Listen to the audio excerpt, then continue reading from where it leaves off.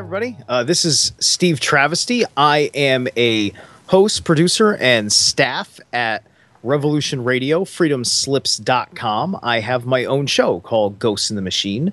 I also produce several different broadcasts on the station. Apart from that, Sean David Morton's Strange Universe. I'd be known as Steve Travesty or even Steven over there. I'm also producer for Stephen Murrow and his show Shortcuts to Freedom, as well as I make regular appearances on roundtables. I host a particular roundtable, and you know, often I'm friends with enough people where I'm on the air half the time. So that's me. Some of you may know me, some of you may not. Thank you so much for tuning in. G'day everyone. G'day mate. I'm an Aussie living in the land down under. Holding the space down here in a pretty special city. I've done a lot of research over many years after having a pretty late awakening and got into a lot of the research and stuff like that. And once I'd sort of done a fair bit, I'd randomly found Andrew about early 2013 and got into his stuff. And he was sort of like the teacher I was waiting for on many levels, and got involved with his efforts and things like that. And yeah, like I was someone that was sort of sitting back and observing everything and seeing what was out there after doing so much research. And then this last 6 months, I got into sort of making videos and putting a website together and stuff like that. I see patterns very, very clearly, and what I saw was a commonality in the language and the intent of a lot of who I consider the great teachers of this time. And it was just, there was a bit of a gap to cross-reference and cross-correlate. And then you come in with your readings, which take it to another level, because what I perceived is the society is sort of demonized on the psychic level, like the information is ridiculed. And I felt when I met you, you're like our greatest ally. For people that might not know, early on in the radio show when I was doing my early adventures into reality, when we would have, I don't know, hundreds of people calling and crashing the radio station, Andre was there for that moment where Skype crashed, radio station crashed. And you are right, that original material that came out that went really viral, and there is a set of teachings that come from each perspective in that generation, from early May to June to July to August, because I put out the entire order of creation, 54 million years of history. And the system had to chew on that for a while. And it was tough beef jerky for this system. And this, you were saying before about perspective with the truth or psychic industry, whatever you want to call it, we all need to come with those common moral code words so that we can begin to make a unified perspective that people can begin to agree on. Yeah. I mean, the way I see it is that there's a very controlled structure of belief systems and all those sort of things, and anything beyond 5 cents is ridiculed in the public sense, because that's our greatest power. And we've all got it. It's a muscle. It's just a matter of entertaining it, sort of thing. But yeah. Exactly. So, Steve, what do you have to add to that?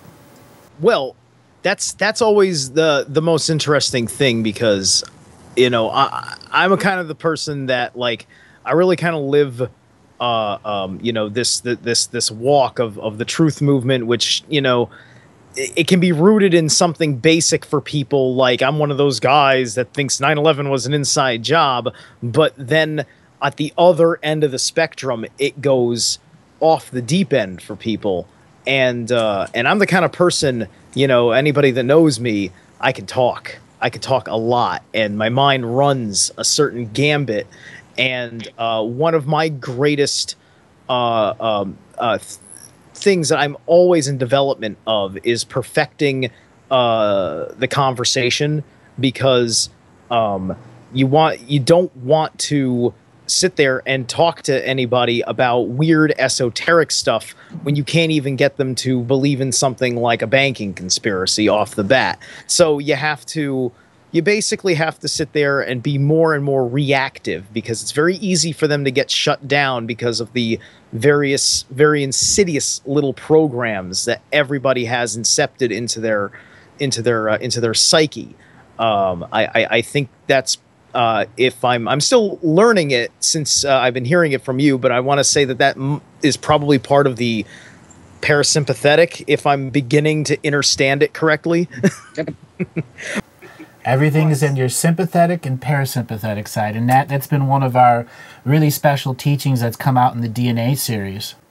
Yes, it has. It's given, I think it's connected a lot of dots for people and how they can really start to work with the technology that's their DNA, and then start to take those thought processes and then start to activate them. And that's what I love about your work as well, is that you really give people the working examples of it. You're living it, you are it. It's not some philosophy for you, just like Andre was saying as well. The material you brought out was so original, was so authentic, it was so out there, it was nothing like we'd ever heard before. It was someone in their authentic signature frequency who had taken their key and had said, hey, I know how to say this in English, what do you think? How does this resonate for you? I'm gonna go out there and say it. And you've caused quite a stir. And it's always an honor sitting next to you and listening to the words that you utter, because they bring so much through, and you can actually feel it then. When we just start to describe the parasympathetic, the sympathetic, you get the chills when you feel truth coming through. Sometimes you get a really creepy feeling, like your hair standing on your neck, and then understanding the tool of the parasympathetic in comparison to the sympathetic. And then that's why I loved also, for example, Andre's work, because as he said, there are people coming in every day, you know, and to be able to give them a bridge, you know, kind of like a platform to say, okay, you're coming in now, this is what's happened, let me catch you up. I mean, you're doing a ancient past and present series, right, Andre? You're putting something like that together now, aren't you? Yeah, it's called Conscious Explorer, Ancient Past, Present Task. And Nice. What it's sort of geared towards is a couple of the things that really got me going maybe in the last few years, where was like the Esoteric Agenda video and 2012 Online movie, where it was like a mosaic of all the teachers out there with their perspectives. And what it did for me, it was like I saw Michael Desarian, I saw Bruce Lipton and Greg Braden. I was like, who are these guys? And I got a taste of it, and I was like hungry. And then it was a trigger for me to go and explore them more. So hopefully putting a whole group of guys together, you know, you're talking about the information that comes. I see it as like consciousness Tetris, and you know, you get a block, and it's like, oh, that's what it is. Like Steve was talking about the banking system, and it's like you get that level, and then you go see the next level, and things fall into place. And like I'm very sensitive to frequency, and I feel the intent and stuff like that. So it was out there as a very neutral block for people to get what they need. And if I held my energy right, like you're talking the clean energy sort of stuff, I do lots of healing and ceremony, and I'm neutral all the time, because when you offer it, you have no baggage in it. You know what I mean? Right. Yeah. So that was sort of, yeah. When you have no inner baggage, you're able to go to that co-creation process. So part of the series you put together were a bunch of clips and quotes and videos from different teachers and masters that all showed a perspective. And that's what you were putting together. There's a collage of perspectives. Yeah. And it's vital to know that, because each perspective may come from a moment in time that's passed on through our colloquial presence. That's right. This language, like the word consciousness explorer or timeline genocide, it's now in our colloquial language being translated into 50 languages now. Yeah, and that's why, I mean, especially also having someone like Steve on today, all the production he does, all the people that he's bringing out, all the conversations that he holds. I mean, when you hear Steve talk, he's got quite the silver tongue. He's got the knowingness strand. Yes. Because he's done it. Right. I've definitely kind of put myself, you know, I've committed to something to, at the very least, fail at it so I can report like, you know, here's the testimony of my experience. Now everybody shut up about it. You don't have to speculate anymore. Exactly. And I remember when Steve got the offer to go and do Sean David Morton's thing, and I'm like, do it. My very first conversation with Sean, I called into Strange Universe when he was at American Freedom Radio. Still had no idea that ever, my timeline would basically interlink with his at a certain point, where we'd fill each other out in a really, really interesting way, as in a professional partnership. And one of the things that I've been saying is we are one scientific moment away from awakening.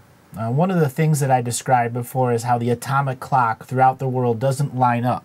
Yeah. And in fact, it's seconds or microseconds that off. And you're going to have a moment where something like Hong Kong, and then you're going to have something like New York City that are going to be out of sync by 10, 12, 18 seconds. And these mass trading things are going to have to calculate missing time. And there will have to be a report on this example.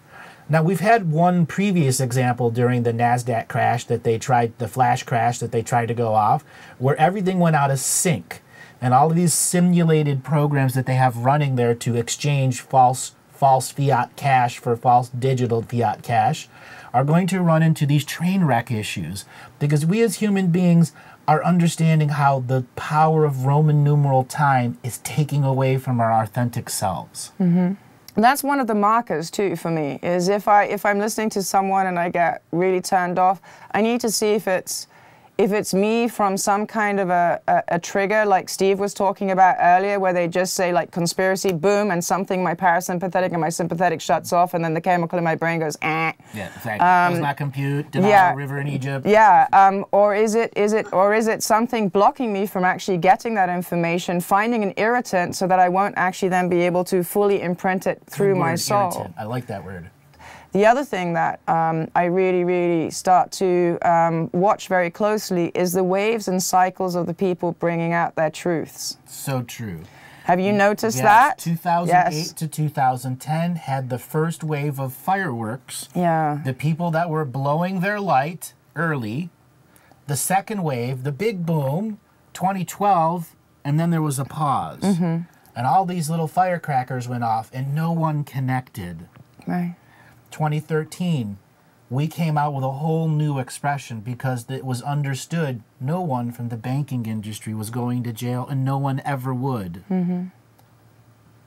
That was a truth that set in, and the truth industry then had to alter itself. It could no longer regurgitate the old garbage that it was using. It needed the new. That's right.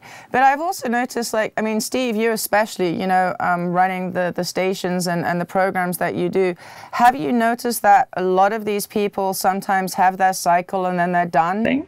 Yeah, no, I definitely, I definitely come through and I see that, and it's just sometimes it's tough because you can like the guy a whole lot on a personal level, but you never see them move forward, and they could be on a certain elevated plane on the spiritual work as well, not just somebody who's focused on particular political things or economic things or whatever, but they refuse to evolve their perceptions even within those subject matters, and you eventually realize that it kind of anchors a lower frequency, and it becomes the new low frequency. I mean, it's better than the old low frequency, but at the same time, the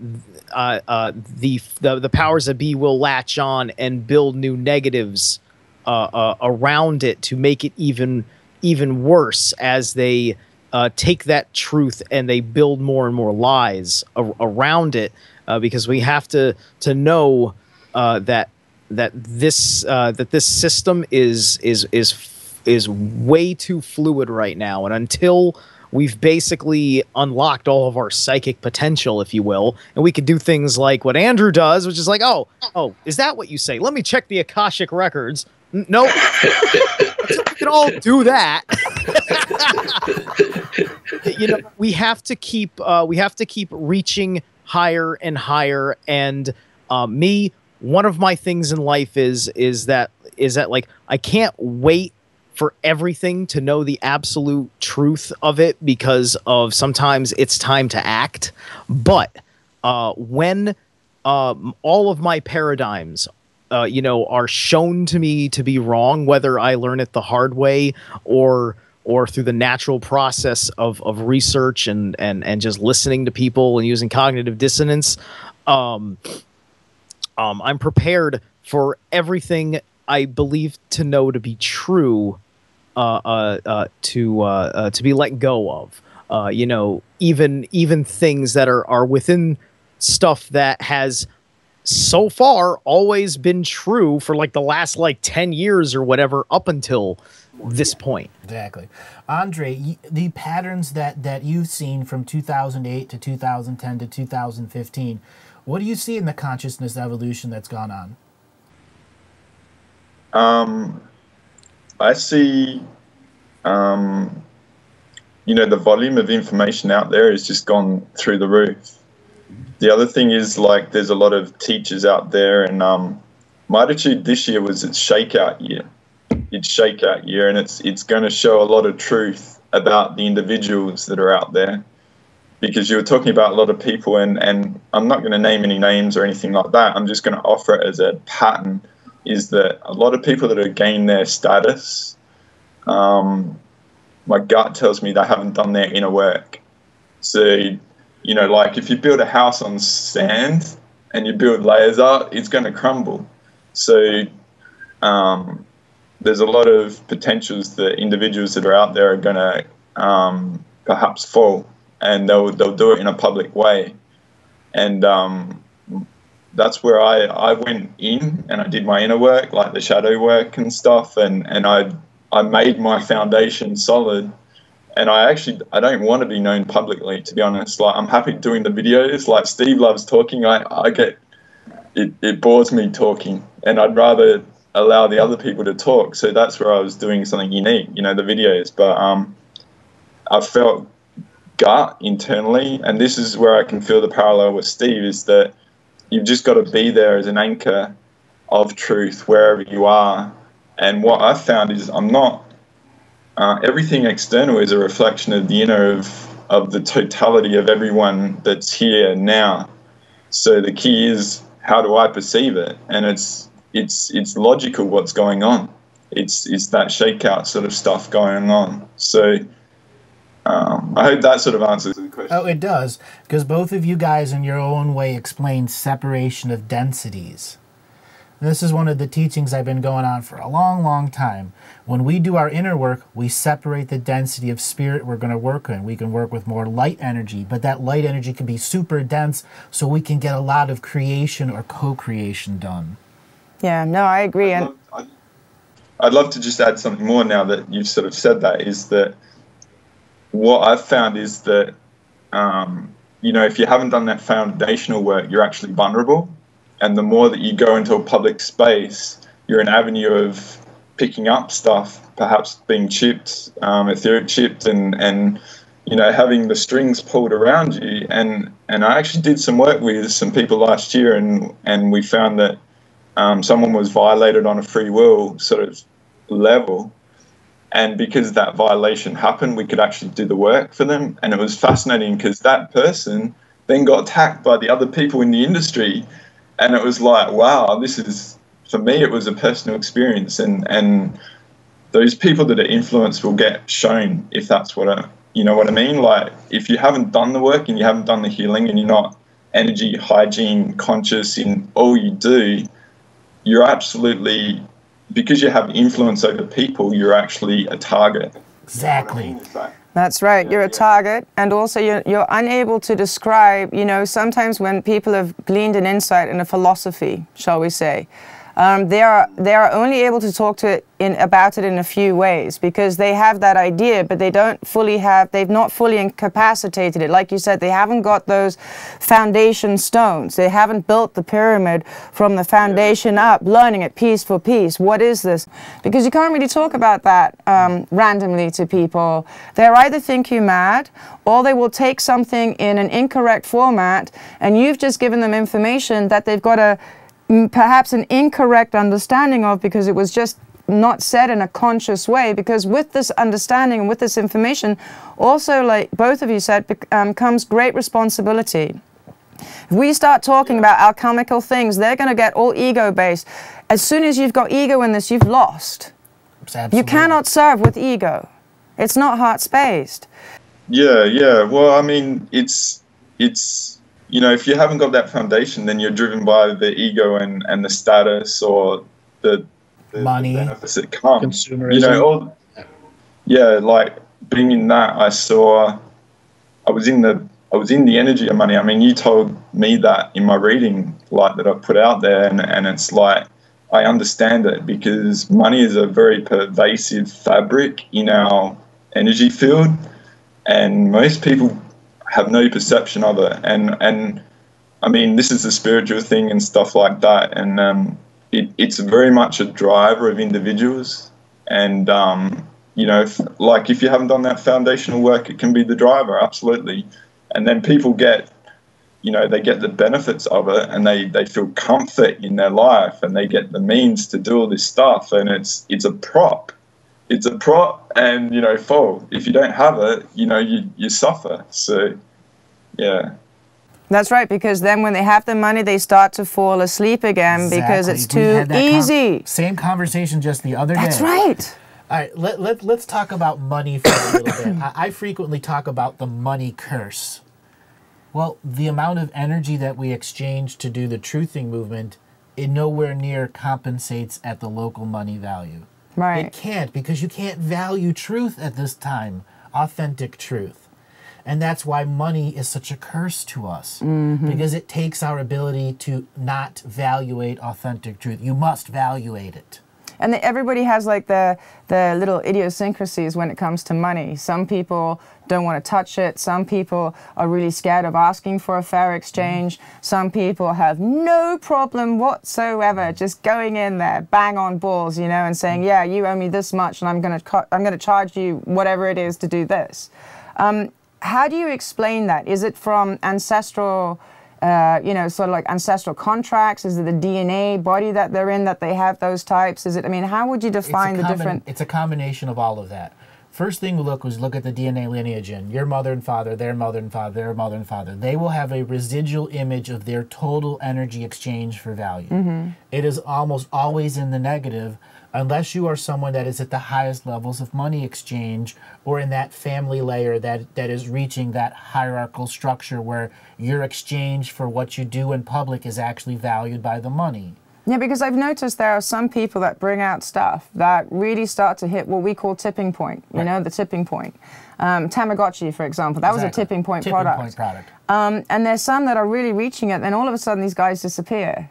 It's almost as if they didn't pass the exam of being in that intimate elite club of having that much power through money. Is that true? Is that how the system works? More that their organization was taken over from within, people that would take over their company within, from their own ignorance or their lack of security, lack of understanding that business is nepotism there. And when you don't follow the nepotistic ways, you will suffer somehow, some way. And if that means taking your 15 minutes of fame and clipping it only to 15, it will be done.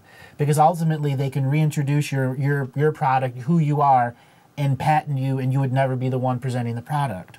What is it like for you guys? I mean, Steve, I mean, when it comes to money, I mean, have you, growing up and dealing with people and how they dealt with money, what's, you know, you've got quite a fast sight. How has your perception been? How have your understandings come to how social consciousness deals with money, and how the truth industry sometimes gets the rough end?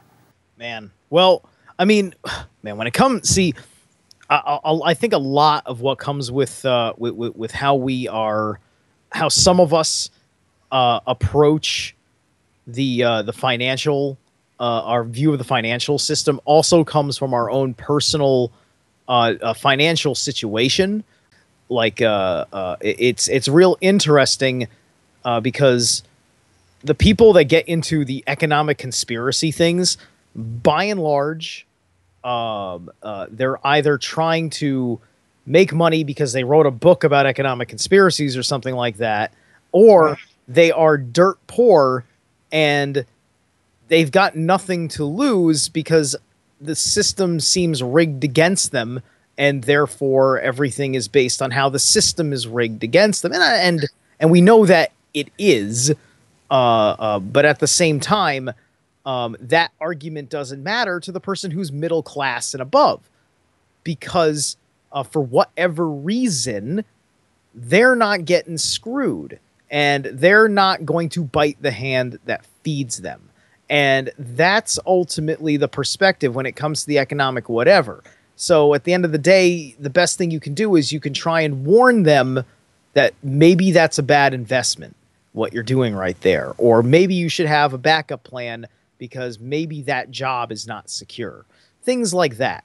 Yeah, and then you get these people that are new awakening, and they're starting to read streams, and all of these streams are being corrupted and totally imprinted. Exactly. So they go, it's like Andre was saying before, you literally have to go through the school of hard knocks. Right. And sometimes you can't tell these people, they're so convinced, sometimes you just have to let them find their way, right, Andre? Sometimes learning the other stuff helps you understand then what the real stuff is in hindsight, and then you can plan from there, right? So, Andre, you have a little bit of background in currency, and we were talking before about exchange for value. What's your perspective on this whole exchange for value system we have going on? Yeah, I had to write a note next to me to remember this, because you give me an opportunity to say this, and the thing that's lacking in the awareness of everyone is that money is a form of life force exchange. All money is an encapsulation of your effort. If people really grasp the concept that money is actually a storage device for life force, and that's where it's like I see the parallels for the Matrix, because you see corporations and they feed on life force, our life force. So you got these publicly listed corporations, and when a company goes public, I mean, I'd love to hear your perspective, Andrew, from the energetics, because it actually becomes a life force. And then you got people serving it and getting a few scraps off the table, but it's all about acquiring as much life force for as little effort from everywhere possible around the globe, and having it listed on a stock trade and stuff like that.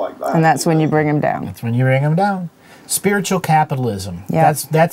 That's an understanding we combine these two words, and I may have said this before.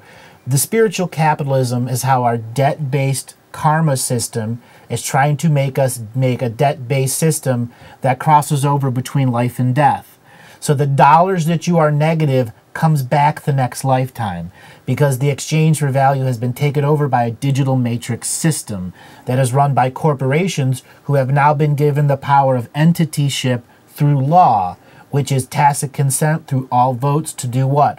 Create artificial intelligences that run the corporation energy, even though the intelligent sentient beings are operating it in full awareness. They are not in full sovereign free will of the course of the company longer than one generation, because the AI that's running the corporation is several thousand, several million, or several 100 million years old. Mm-hmm. Yeah, and it's kind of like, there's systems in place that are protecting these capital investments, and it is the inherent proof that this is not a free market, and yet they bring out all of these people in the left-right paradigm, saying this free market system is evil. Well, I'd like to see the example of it first. Yeah. Another thing, like, the amount of money out there as well is that, what I feel is that, there's an 80-20 sort of thing. So the 80% of people out there only get 20% of the money, whereas the 20% of the people get 80% of the money. I'm sure that the dynamics are a lot different, but that's a good way to sort of visualize it. So essentially the majority are living off the scraps of Longshank's table. So we're all, fighting for the scraps to accumulate an existence. You know what I mean? Battling the hierarchical order. Yeah. So, and you mentioned the word debt, Nathalie, and it's fascinating because I was caught up with the debt, and I mean, I used to be an IT engineer before the money sort of thing, and I had to go through a procedure to look to get classified security clearance, and one of the questions they asked is, "Are you in debt?" Because I mean, it's not whether I went in or whatever, but it's interesting because debt is leverage over you because it can be used. And say you're looking at all the university students at the moment, the courses are like hundreds of thousands of dollars in the US. So you're a young, naive individual that wants to make something in this world, and then you're hooked into this system to just make it with all the other people out there with huge debt.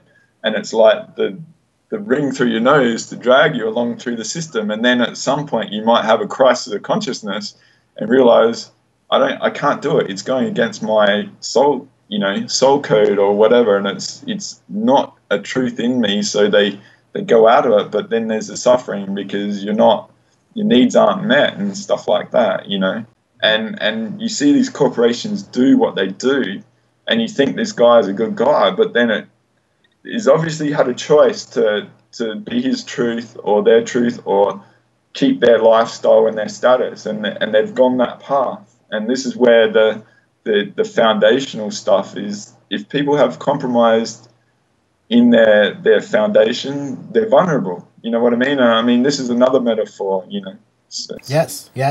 So I have an interesting little concept. As we were talking about AIs and corporation and spiritual capitalism, there comes to a point where we as consciousness explorers can use this corporate artificial intelligence energy that's being given to us, where we can create our own spiritual exploration system.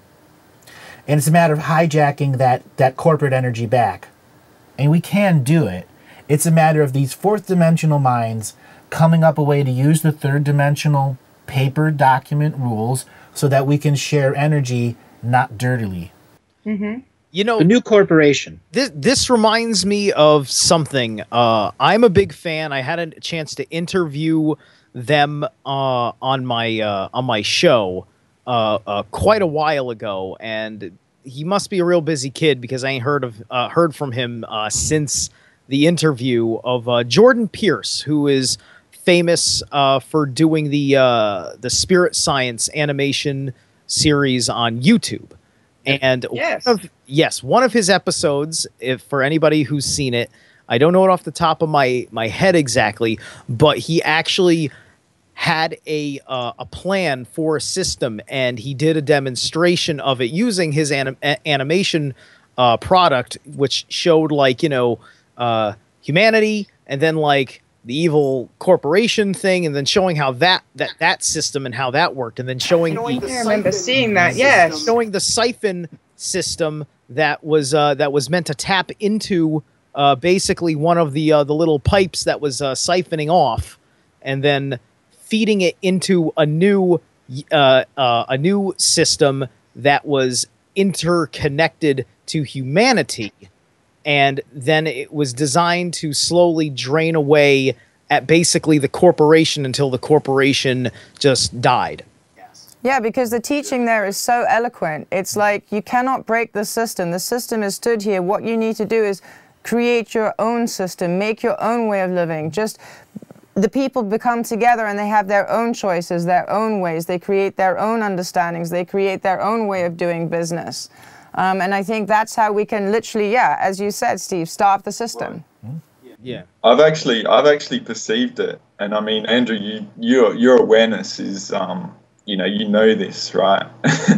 Is that, we're worried about NSA and surveillance and stuff like that. Well, the ultimate surveillance is the Akashic record. So we're all essentially being surveilled.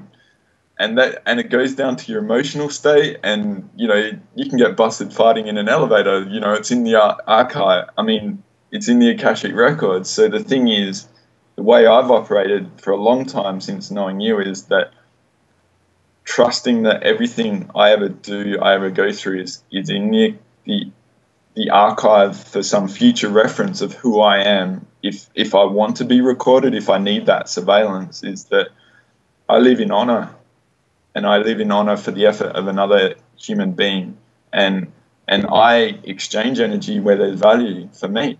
I don't need no system. I don't need no bank account. I don't need anything. I trust that there is a record of what I do, no matter what. It's like a karma thing. You know, the universe knows it.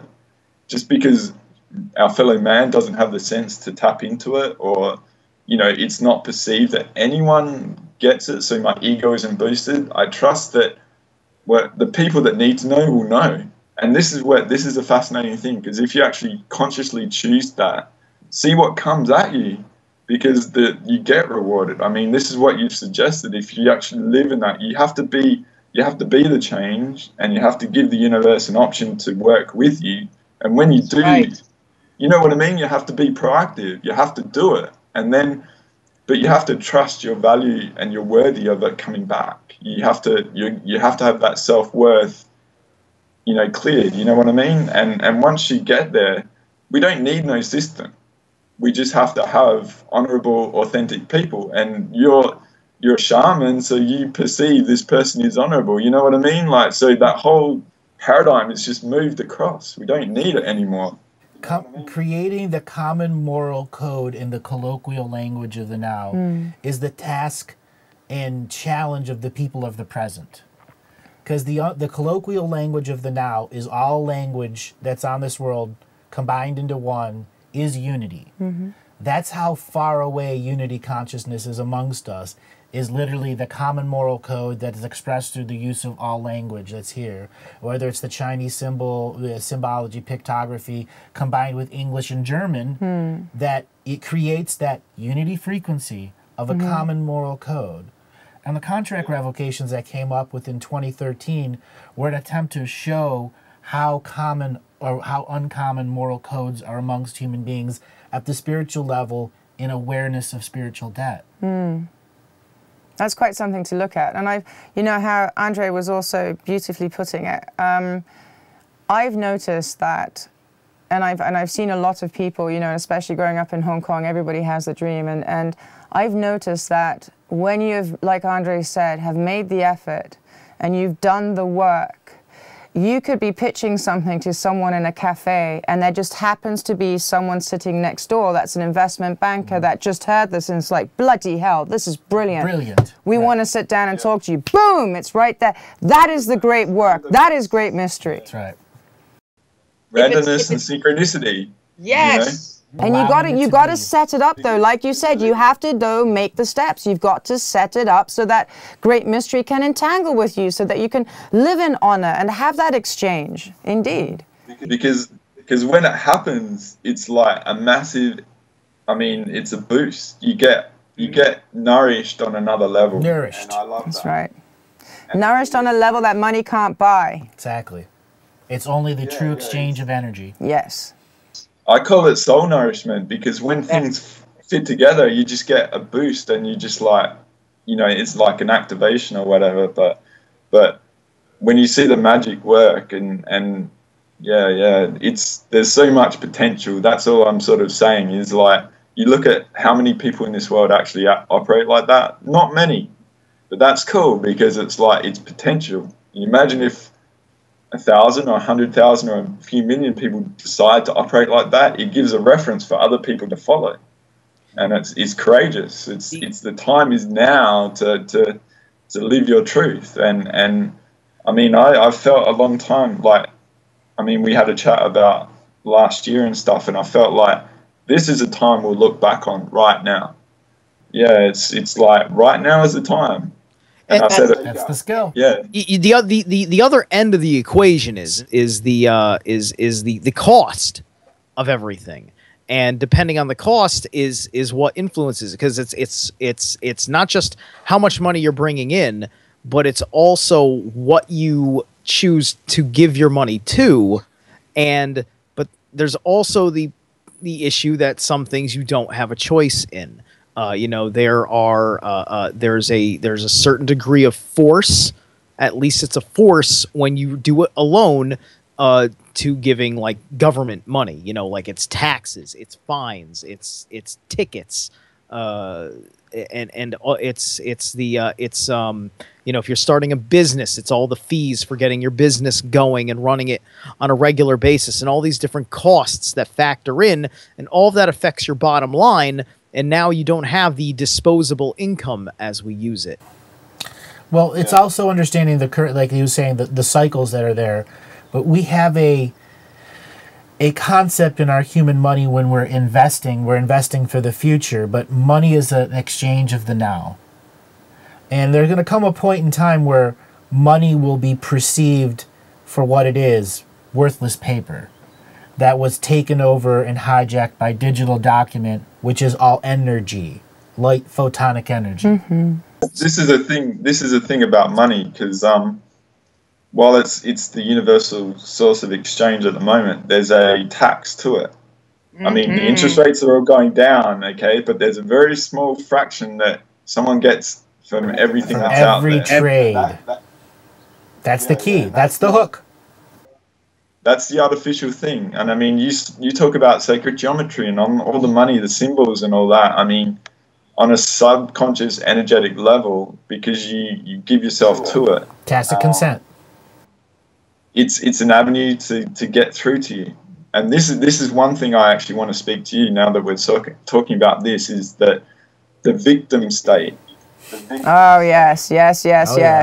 Yeah. All right. So, I mean, it's not as bad down here as it is over there, but you see, like, say, something has happened to someone and they're a victim, and so I've been wronged, so I'm going to sue, and then I want to get money, and everything's okay.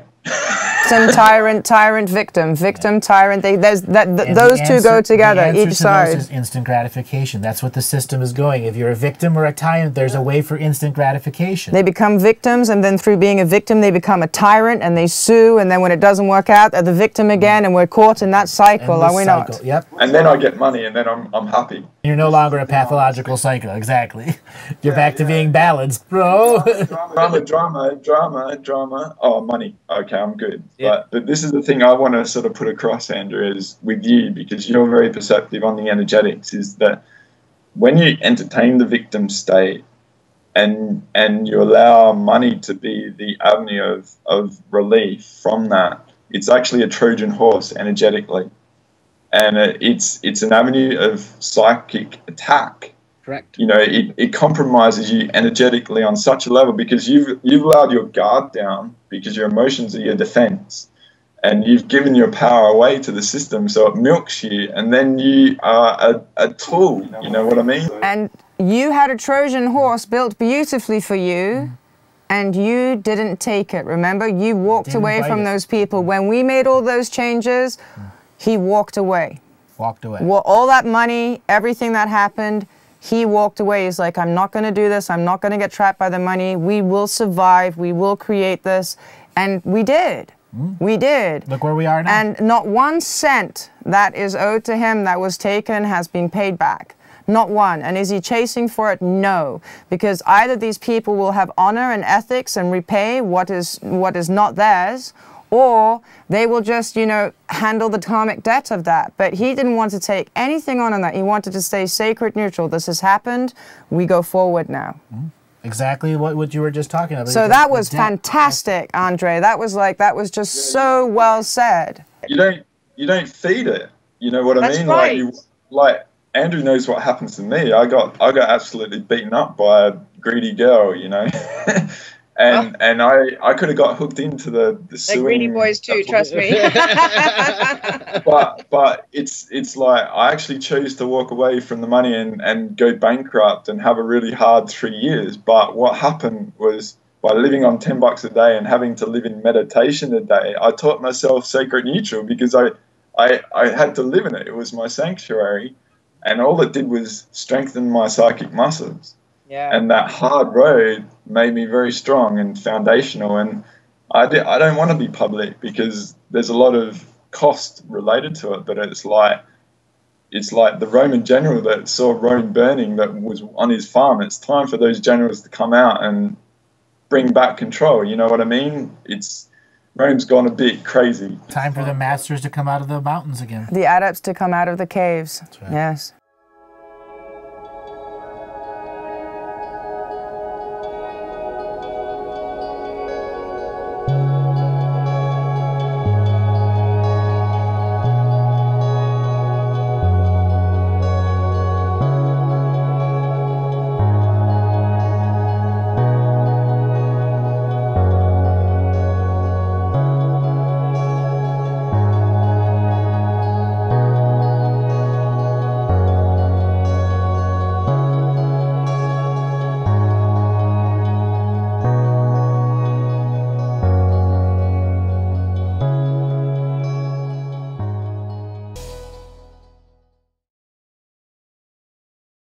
We have been having a really, really fun time with Steve and Andre and Natalie, and we're going to continue this conversation. Last we talked about money.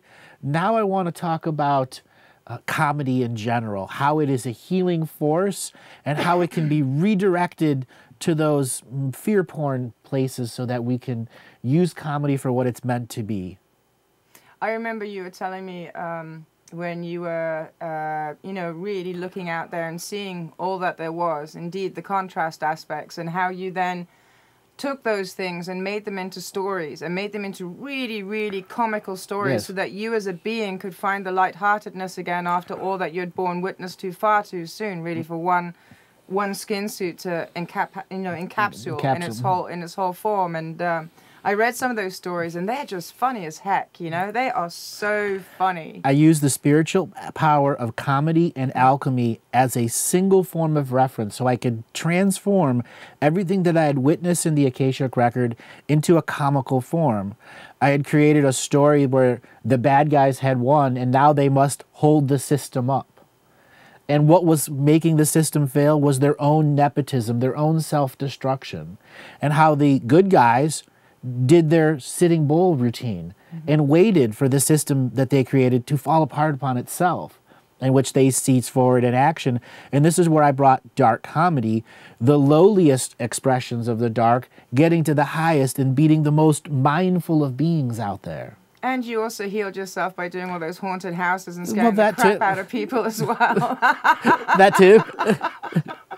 I love the sadism of haunted houses. It is so much fun, and you can really understand the aspect of energy manipulation through fear from being on that side. You know, from having this safe environment to go through the concept of that sadism and to go through that concept of the fear, to look at somebody who's there having fun by suspending disbelief and tricking themselves into believing that their lives are in danger, or that they actually saw somebody else go through something horrific, and just to go through the emotional roller coaster, especially when you've done it well. And I've been doing a haunted house seasonally every year for the last, I want to say 10 years now or so. It's been quite a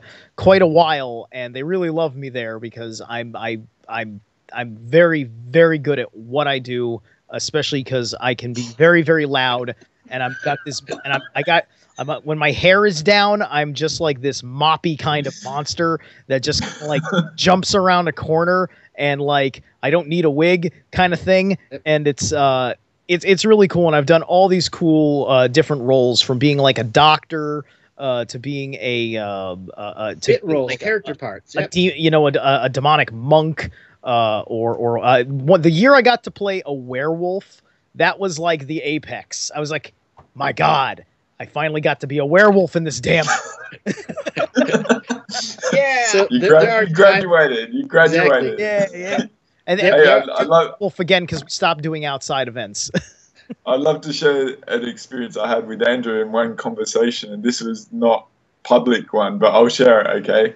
And this was you talk about the ET species wanting to become first race or first seen and stuff, and there was a particular very naughty race, I'll just say that, and they were trying to be the first seen in your reality where you were. and they didn't have emotions. So what Andrew did was he projected all the experience of all the haunted house hauntings that he'd ever created into them as a species who never experienced emotion, and they learned what fear was, and it was like they were like fucking out, you know what I mean? Like, well, this is Earth, let's get out of here, you know what I mean? Like, well, ironically, it affected them as a unity consciousness. So it wasn't 1 or 100, it was tens of millions of beings that were experiencing, I don't know, the few million people that I scared during that 4.5-year run. And I mean millions of people. I mean, it was at a big scale, so. So how does that work out karmically? We'll talk about that. We'll talk about that later. There's something that I want to add. In Haunted House, you get these moments of group unity where they all put their hands on each person's shoulders and they're all enjoying it. And sometimes you have a group of all women that are coming through and they're singing and they're dancing and they're shedding off the fear and they're doing great. And one of the moments somebody will hit them and the group will explode and then come back together. And when I saw that as this being not the person that was scaring as the skill, I saw moments of unity, and I saw what the haunted house industry or any fear industry can be doing as a teacher, because what Steve was saying, it is a moment where you suspend disbelief. Mm-hmm. You suspend the belief just for a moment, just like you do every time you watch a television show. So right. The great teacher, as Andre was able to say, I was able to send that back to entire unity consciousness species, and it is a particular skill set that has come to you very, very handy. Oh, I know, I've seen it. As for the karma of said situation, it was a personal choice. At that moment, at that exact moment, because what they were doing was trying to be downright bad. Mm-hmm. And I go, well, here's a lesson of bad. This is everything that I ever learned about the haunted house industry. Every person I ever scared, every person that puked on me, pregnant woman breaking her water, I've been punched, kicked, spit on. I had people poop themselves. Everything you can imagine. The biggest bodybuilder on the ground screaming for mommy and me screaming back at them. Everything you can imagine. Okay, having a guy use his girlfriend as a human shield, and then I come in and I'm like, I insult the guy by saying you're actually using her as a human shield, and then he pushes her forward and we go to scare him and he's like, I'm not scared, and she turns around and kicks the guy in the nuts, and then gives me her phone number and walks off. Dude, I watched that happen like so often. Like the drunk chicks come in and like. Some cute guy who is maybe in more of the minimalistic makeup, but is still really good at being scary. And then like they're just like throwing a little piece of paper at them, yep. And then when they're gone and we can break character for reset, it's just like, oh, dude, nice. Yeah, exactly. I can't tell you how many times I came out with numbers stuffed all throughout the costume. But the mastery of fear. I hate to take this comedy away and like do something serious, comedy. But it's perfect. But mastery of fear, like you can control how you react in fear. You can be a passenger of it, but like one thing of the mystery school for me was like the mastery of your emotional state at all times. And when things are uncomfortable, there's a potential that you go into the unknown and you're in fear. So the key is to recognize that and how that you perform in that state, and then you can pull yourself back. So, many times in Haunted House, it was actually a comical routine that somehow just turned out to be weirdly scary. Right. Well, it's like some of the most memorable scary movies are coming from guys that have injected high-octane humor into it. I mean, like whether you're looking at like one of my favorite, my all-time favorite, like villain, Freddy Krueger, is a wise, cracking archon, demon seeker of dreams, and and I find it very interesting. Like when I was a kid, I always loved, my favorite of the whole series was Dream Warriors and Dream Master, and now that I'm older. and I have a different perspective on the entirety of the concept of lucid dreaming and the energy work that you can be doing in dreams. What I learned through the process of enjoying and dealing with fears of nightmares from the Nightmare on Elm Street series as an adult, and now going into things, it's just like I can't actually have a nightmare anymore. I can go into a situation that anybody else would describe it, and their experience would be considered nightmare. For me, even if I'm not technically lucid in it, my automatic responses in the dream are much more to find the way to fight it. To find the way to fight it. You know, the energy rush is there. The thing, like the sense of dread that you would call it a nightmare, is there, but to fight it. In fact, I had one interesting experience just a few months ago in the early weeks of living away from home, where I was in this dream, and I was at this party, and it was at night, this open air gazebo kind of situation, a large social event, and the gazebo was kind of like, it was well lit and everything, but there was darkness all beyond, and the woods all beyond. And although there was nothing going on in the dream, I felt something going on in the dream, and my intuition in the dream was telling me there's something wrong, there's something coming, and at the same time, it's something that I choose not to experience. But if I stick around, I have to experience it. So I've never done this before. I actually woke myself up from inside of the dream, willing myself to wake up, where I so like I go from like, all right, I need to get out of this dream, which is where I basically started going lucid, and then I started shifting my energies to unconscious, being asleep energies, to being awake energies, and I'd be like, it basically, I was still in sleep paralysis, so it would start with me going with my eyes closed like that, because when you're in sleep paralysis, you could barely do anything. I was kind of getting my jaw going; it was stiff until I was able to go like that, and just poof, boom, and like it was able to pop my ears, and that's when I went from being in the dream yet feeling myself in the bed to being out of the dream.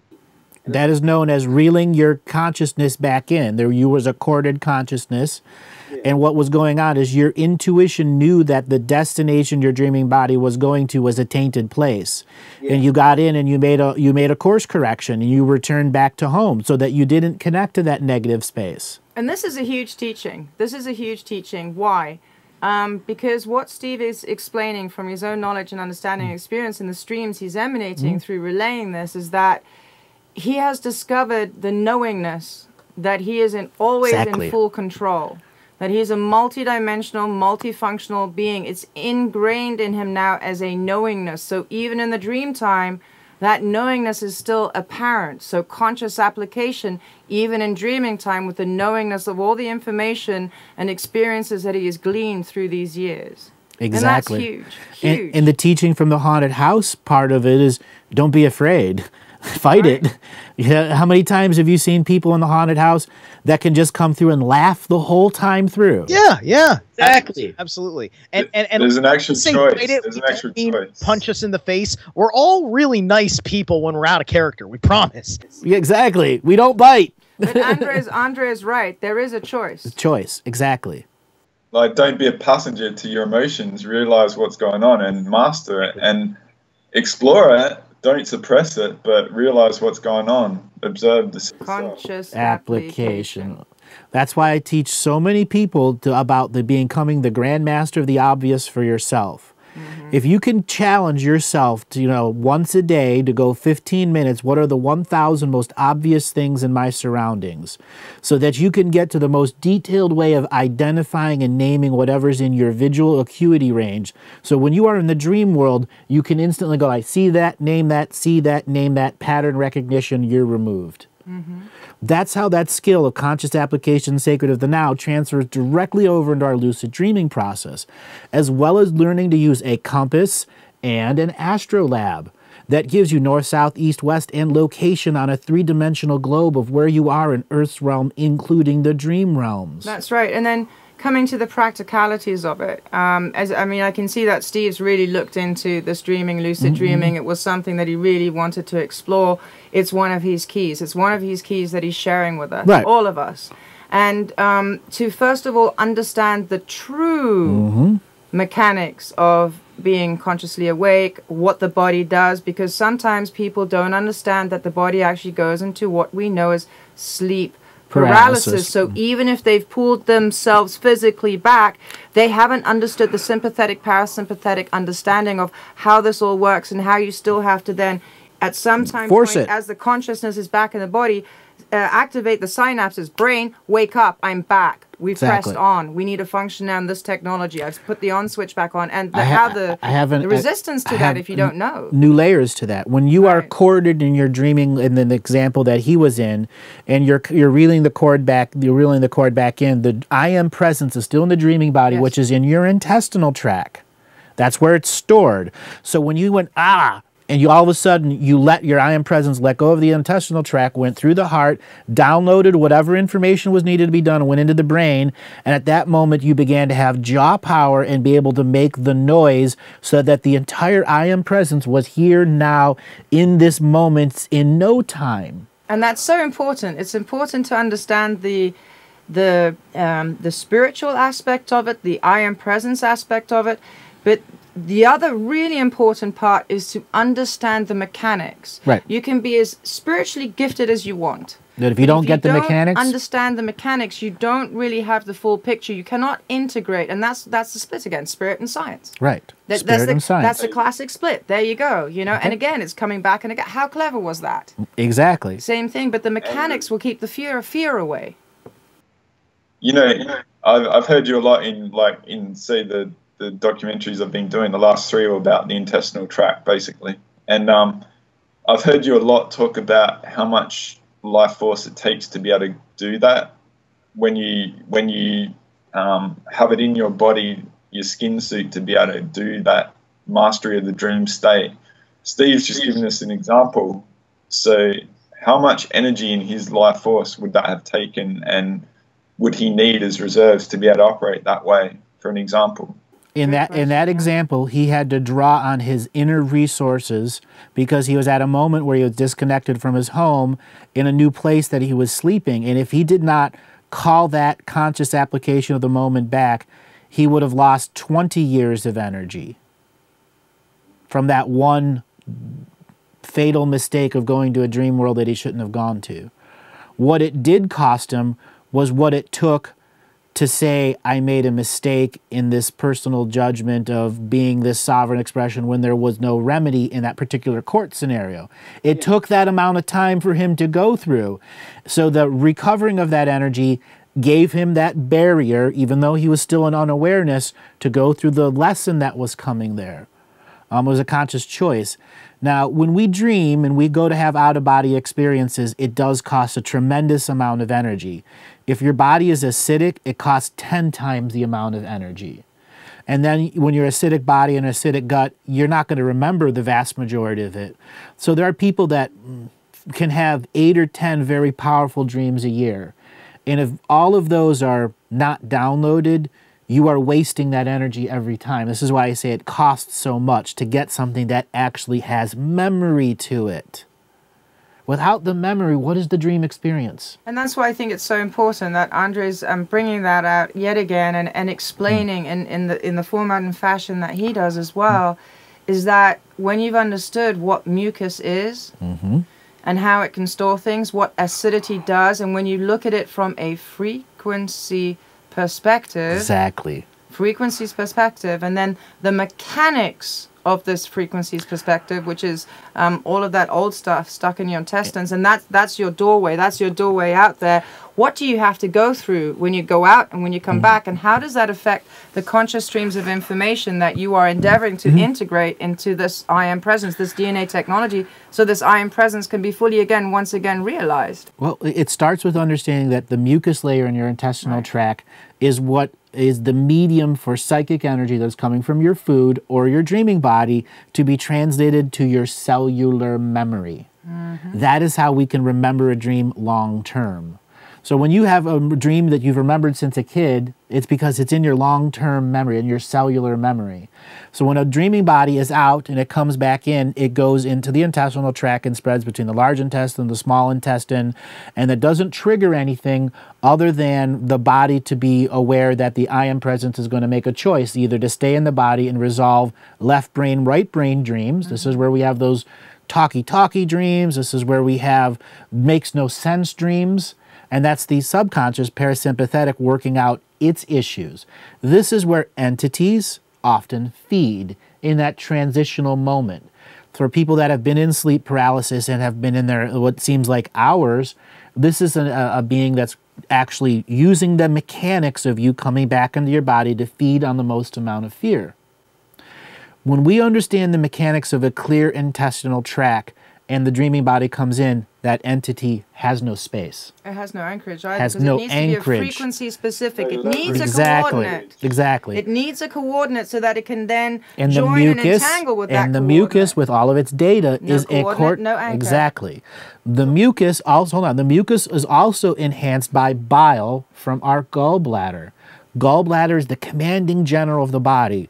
Oftentimes when a dreaming body that hasn't had a chance to upload memories into cellular memory in a long time comes back in and the gallbladder says, I'm going to create a whole bunch of bile that's going to mix with this mucus and try to diffuse the amount of data that's there so something can be remembered, which then creates a habit pattern of having sickness during your sleep or interruptions with heartburn, all sorts of other things that ultimately lead away from the dreaming experience because the body is overreacting to a scenario.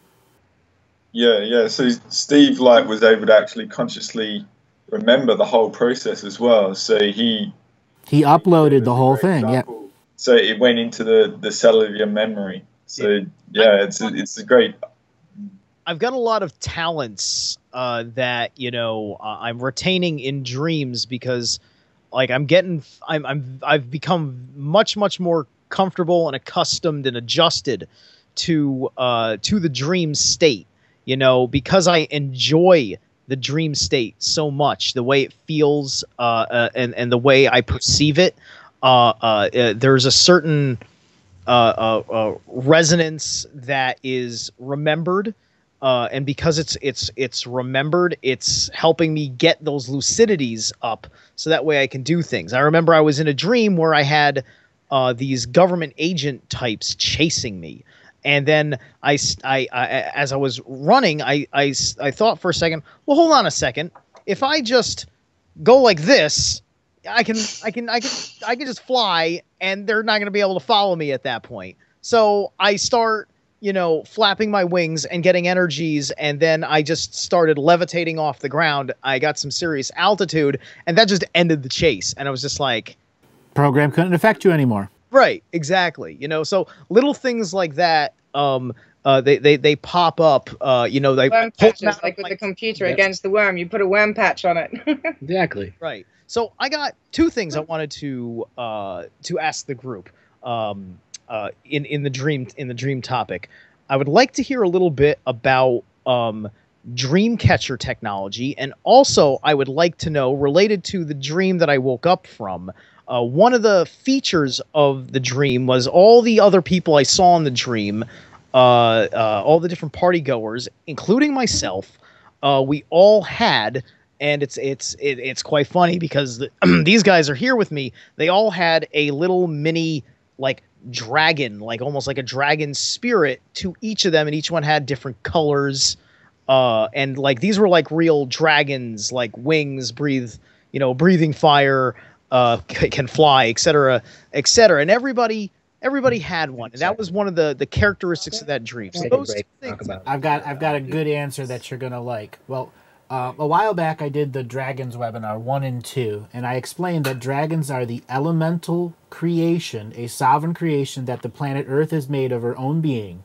So each individual person has a direct connection to planet Earth through a sovereign source. So when you are born into this world, you leave your mother's womb, you come into the womb of Earth, and this is where your first dragon energy connects to you at your first knowingness strands. Dragons are also the guides that take us to and from realms, and they are color-oriented, specific in technology. So a yellow-type dragon will be working in the yellow expression of the solar plexus, a crown chakra dragon or a blue dragon, etc., so on and so forth. And the red dragon's working at the infrared level. When you saw this in your dream, you literally saw the individual connection that every single being has to planet Earth. We all share red blood, and we all share the spinal column and the adrenal gland. It's pretty common amongst our species. And now you're seeing the next commonality of the dream time, where we all share that common link to the mind of Earth through the sovereign individual being, a dragon, that was created for your individual sovereign mystical experience while you are a stream of consciousness here on Earth. Okay? And what I loved about that, and what I thought it was so cool, is that when I was looking, it was almost as if there was a meeting of the dragon clans. You were all gathering for a meeting of the dragon Ancestral clans lineage. and the ancestral lineage, and that had already been seen. Okay, so I believe that most of your brothers and sisters that were also with that meeting of the clan saw that it was going to be disrupted. And because all of you had that sovereignty in that dream space, you were able to have such a meeting in the first place, point number one. But the key to this is that you were conscious of it this time. You see? And it had cellular memory space, Yes. in which you could co-create more no-time memories with. Right, because I was definitely the only one at the party that was picking up on Danger Will Robinson, you know? Correct. Yeah. Okay. So Dreamcatcher technology, it is very esoteric explanation. First thing first, it is either woven, a piece of metal, something that hangs above a baby's bed is where the original Dreamcatcher technology was created. In the natural order of predator and prey, as soon as something shows sickness or an inability to defend itself, the predator-prey fight-flight system takes over. And once something shows the sickness is when, or the weakness, is something will be exploited. Mm-hmm. So when children were young and we were caveman and we needed a way to not allow the energies of a very dense, dark world to exploit our children, they created the first Dreamcatcher technology, which was crystals and beads created and woven and hung above the baby so that every few hours, whoever was the mother guardian can go and spin that so nothing could remotely focus on that one individual being because they already understood they were DNA lineage. And if they were what being was supposed to be born into that baby, they were looking for traditions and habit patterns that showed it came from the previous lifetime. So Dreamcatcher technology is a way to keep the bad out, or it's a way to get the bad in, depending on your purpose for it. The purpose and the intent behind Correct. it. And so often you do advise many of these people, especially if you want to start the practice of lucid dreaming, starting to become more familiar with your technology, the mechanics and the spiritual essence of who you are, you do suggest to create a grid over your bed and then put precious stones and things that have meaning to you to enhance but also protect that experience. Exactly. Yeah. What I described, what Natalie was talking about, is you can go and get fishing string or regular string, and you make something that looks like a tic-tac-toe above your room. It is just below the ceiling, a foot below the ceiling, and wherever the strings cross over, you're going to hang things from. Why? You put your conscious application of the sacred art, so when you are leaving your body and beginning to go up into the energy field, that there is a grid that you created that says nothing will follow you. And you know, and this is something, as we were talking before, when you said about the intent behind this this practice, creating a dream catching device, apparatus. Apparatus rather than device. Yeah, better word. And there is so much intent behind this, and it is being used against us in many, many ways. And is that what you were referring to, Steve, the dream catching? Yeah, just the entirety of what is going on all levels of the dream realm, because I know that the dream catcher is designed for protecting the dream state, and but that's all I really understood of it. And I figured, because this goes back to ancient traditions, that it's true, but beyond that I don't understand the technology, which nobody, amongst us, we're the only people that talk about spiritual technologies like that. If I told somebody who was into, like, Native American culture or whatever, and I said Dreamcatcher technology, they'd kind of look at me sideways, because they don't think of that language to white man say strange word. But when you combine those words, you make them think. Yeah, exactly. Because if I said Dreamcatcher mythology, it's a different answer. It's a different answer. You could get some similar information, but it's not the right path. The mythology is based on a belief instead of an understanding of technology. Exactly. So when we look at Dreamcatcher technology, it is both positive and negative. Its purpose is to create a bubble of sacred space around a being that's being empowered by a mother guardian. Mm-hmm. That's its original intent, creation, purpose. We can apply that at any moment in time, that original basic belief system, and you don't need any other belief system or Christianity or Hinduism or anything to create something that creates a bubble of love protection around something you love. But that brings us back again to the sacred geometry cities, and then it's all, you see how that's all intertwined? It's by design. The dream. By design to put ghosts in the machine. Yes. That is our buildings, so there are predators everywhere. And then there's not this practice of spiritual hygiene or spiritual cleanliness. Therefore, it is an easy predator-prey ground. It's perfectly set up. The grid is perfectly set up for those equations like to exist and to affect. Like a farm. Yes.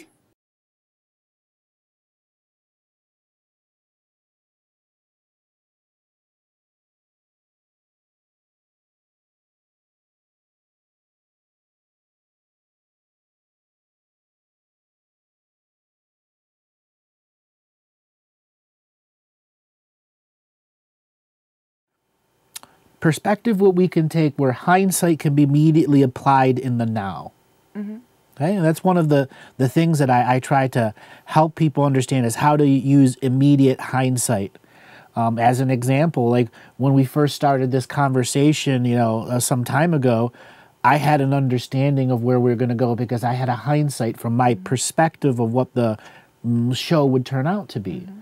As we know, a lot of times before I go and do a show, I can see what it's going to do or how many audience members there are going to be. What I've noticed since I've done this, that a massive 1 degree of separation has come together in here, and I have some really unique choices now. Whereas before, those choices were there, but they weren't linguistically possible until this set of codes has come here now.